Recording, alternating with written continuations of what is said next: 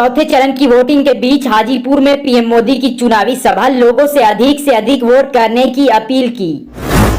अमित शाह ने गांधी परिवार पर लगाया बड़ा आरोप, कहा 70% राशि अल्पसंख्यकों पर खर्च की। वित्त मंत्री के पति ने पीएम मोदी को बताया तानाशाह, कहा तीसरा कार्यकाल विनाशक होगा। बिहार में करने जा रहे हैं क्लीन स्वीप, पीएम मोदी ने किया बड़ा दावा। चीन से वापस ली जाएगी कब्जा की हुई जमीन, केजरीवाल ने दी गारंटी। भूकंप से दहला मैक्सिको, 6.4 तीव्रता के झटके आते ही घरों से भागे लोग, बोले वे डराने वाले थे। पहले स्कूल, फिर एयरपोर्ट और अब हॉस्पिटल। बेंगलुरु में 6 अस्पतालों को मिली बम से उड़ाने की धमकी। चौथे चरण में 10 राज्यों की 96 सीटों पर मतदान शुरू, कड़ी सुरक्षा के बीच वोटिंग। ये तो थी सुर्खियां। अब बात करते हैं आज की सबसे बड़ी खबर की। 4 जून को बनेगा इंडिया की सरकार, कांग्रेस नेता राहुल गांधी ने कर दिया है बड़ा दावा। जी हां दोस्तों, देखिए ये रिपोर्ट। देश के अलग अलग राज्यों में सोमवार सुबह 96 लोकसभा सीटों पर चौथे चरण का मतदान शुरू हो चुका है। इस बीच कांग्रेस नेता राहुल गांधी ने लोगों से वोट डालने की अपील की है। उन्होंने दावा किया है कि केंद्र में 4 जून को इंडिया ब्लॉक की सरकार बनने जा रही है। राहुल ने कहा कि आज चौथे चरण का मतदान है। पहले 3 चरणों में ही यह स्पष्ट हो चुकी है कि 4 जून को इंडिया की सरकार बनने जा रही है। उन्होंने सोशल मीडिया के जरिए मतदाताओं से कहा, याद रखिए आपके एक वोट से सिर्फ आपके लोकतांत्रिक अधिकारों की रक्षा ही नहीं होगी, पूरे परिवार की तकदीर बदल जाएगी। इस दौरान उन्होंने अपने चुनावी वादे याद दिलाते हुए कहा कि एक वोट से युवाओं के लिए 1 साल में 1 लाख रुपए की पहली नौकरी पक्की, 1 वोट से गरीब महिलाओं के बैंक खाते में 1 लाख रुपए सालाना। इसलिए बड़ी संख्या में बाहर निकलकर वोट डालिए और बता दीजिए कि देश अब अपने मुद्दों पर वोट करेगा, भटकेगा नहीं। नरेंद्र मोदी का वारिस कौन, अमित शाह या कोई और? प्रधानमंत्री ने खुद दिया जवाब, देखिए ये रिपोर्ट। प्रधानमंत्री नरेंद्र मोदी ने पश्चिम बंगाल के हुगली में रविवार को चुनावी रैली को संबोधित किया। इस दौरान उन्होंने पीएम मोदी के उत्तराधिकारी वाले बयान पर करारा पलटवार किया।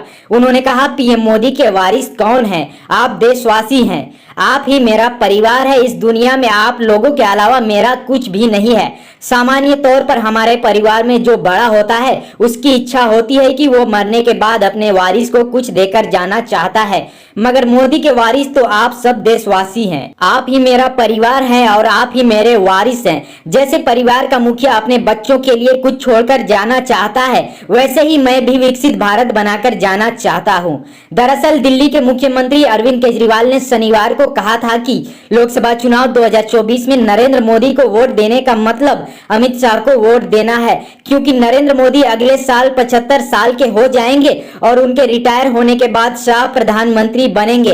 केजरीवाल ने कहा कि वे लोग इंडिया ब्लॉक से उनका चेहरा पूछते हैं, मैं बीजेपी से पूछता हूं कि उनका पीएम कौन होगा। मोदी जी अगले साल 17 सितंबर को 75 साल के हो रहे हैं। उन्होंने नियम बनाया था कि 75 साल के लोगों को रिटायर कर दिया जाएगा। हालांकि अमित शाह ने उनका खंडन करते हुए कहा, मैं अरविंद केजरीवाल के एंड कंपनी को बताना चाहता हूं कि मोदी जी के 75 वर्ष होने पर खुश होने की जरूरत नहीं है। बीजेपी के संविधान में कभी भी यह नहीं लिखा है कि वह प्रधानमंत्री नहीं बन सकते। वह प्रधानमंत्री बनेंगे और अपना कार्यकाल पूरा करेंगे।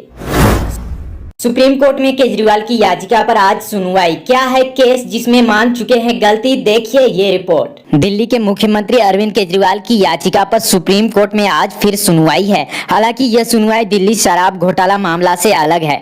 दरअसल सुप्रीम कोर्ट दिल्ली के मुख्यमंत्री अरविंद केजरीवाल की उस याचिका पर आज यानी सोमवार को सुनवाई करने वाला है, जिसमें उन्होंने मई 2018 में यूट्यूबर ध्रुव राठी द्वारा प्रसारित एक कथित मानहानिकारक वीडियो को रिट्वीट करने के लिए आपराधिक मानहानि मामले में उन्हें जारी समन को बरकरार रखने के दिल्ली हाई कोर्ट के आदेश को चुनौती दी है। सुप्रीम कोर्ट में जस्टिस संजीव खन्ना और जस्टिस दीपांकर दत्ता की पीठ अरविंद केजरीवाल की याचिका पर आज सुनवाई कर रही है, जिसमें अरविंद केजरीवाल ने स्वीकार किया है कि कथित मानहानिकारक वीडियो को रिट्वीट करके उन्होंने गलती की है।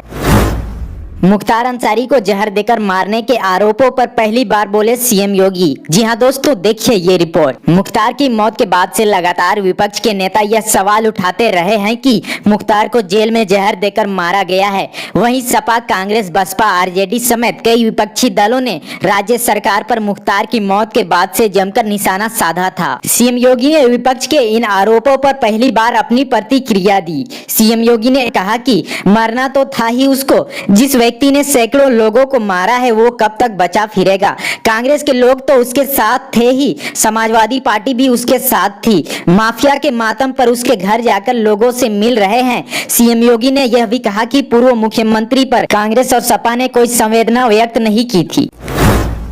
कंगना रनौत ने एक बार फिर से दे दिया है विवादित बयान। जी हां दोस्तों, कंगना ने कहा हमें सही मायने में 2014 में आजादी मिली है। देखिए ये रिपोर्ट। हिमाचल प्रदेश के कुल्लू में भाजपा उम्मीदवार कंगना रनौत ने जनसभा को संबोधित करते हुए कहा कि हमारे पूर्वजों ने मुगलों की गुलामी देखी है, उसके बाद अंग्रेजों की गुलामी देखी और फिर कांग्रेस का कुशासन देखा, लेकिन सही मायने में 2024 में हमें आजादी मिली है, हमें स्वतंत्रता मिली है। सोचने की स्वतंत्रता, सनातन की स्वतंत्रता, अपना धर्म बनाने की स्वतंत्रता, इस देश को हिंदू राष्ट्र बनाने की स्वतंत्रता।